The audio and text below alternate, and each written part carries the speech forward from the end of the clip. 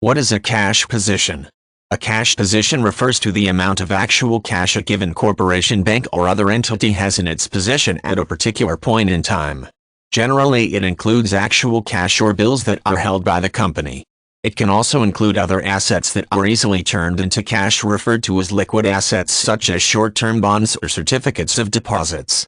It does not include assets that have a low degree of liquidity, such as products, real estate, machines, or other items that cannot quickly and easily be turned into cash money.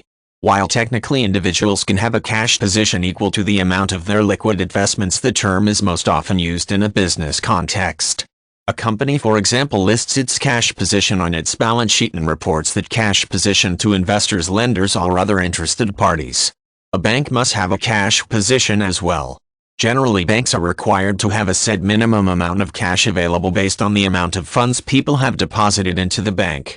For example, if a brand new bank opened and 100 individuals each deposited $10 the cash position required of the bank would be based on the $1 in funds deposited.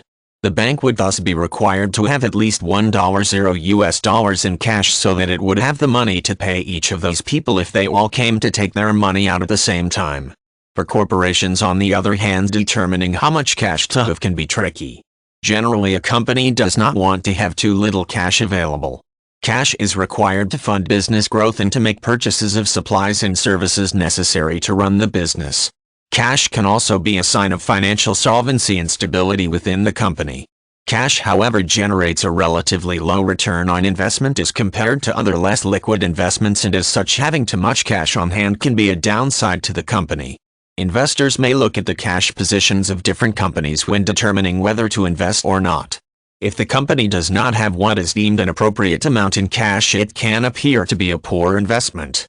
Achieving the proper balance is thus essential for a public company looking to attract investors.